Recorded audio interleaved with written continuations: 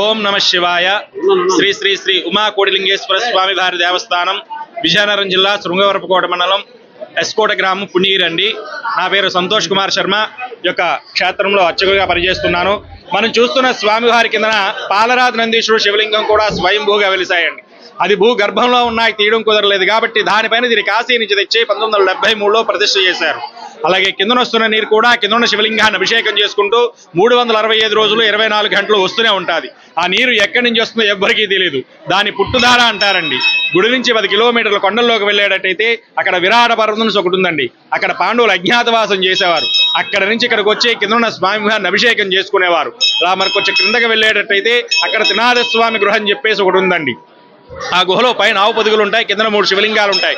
ఆవు పొదుగుల్లో చుక్కా నీరు శివలింగాల మీద అభిషేకం జరుగుతూ ఉంటుంది. అది దాటి మనకు వచ్చి క్రిందకి వెళ్ళేటట్టయితే కోటి లింగాలని చెప్పేసి ఉంటుందండి.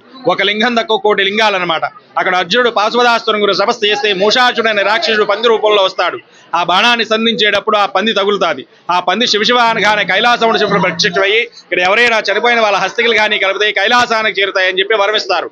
అందుకని అక్కడ హస్తికలు కలుపుతూ ఉంటారు. హస్తికలు కలిపిన కొన్ని రోజులకి అవి సున్న రాళ్ళ కింద తయారవుతాయి. అది దాటి మనకు వచ్చి క్రిందకి వెళ్ళేటట్టయితే ధారగంగములో ఉందండి. ఆ లోలోంచి కాశీకి వెళ్లే త్రోవ ఉండేది.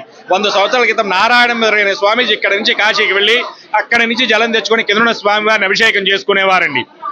స్వామివారికి ఉన్న ప్రత్యేకత ఏమిటంటే పుణ్యగిరి ఎప్పుడు అనుకుంటే రాలేరు, అనుకోకుండా బయలుదేరి రావడమే స్వామివారికి ఉన్న విశిష్టత.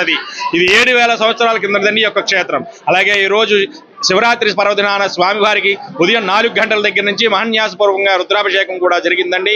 అలాగే రాత్రి 12 గంటలకు లింగోద్భావన సమయంలో స్వామివారికి మహాన్యాసపూర్వకంగా మహారుద్రాభిషేకం జరుగుతుందండి. ఓం నమ శివాయ.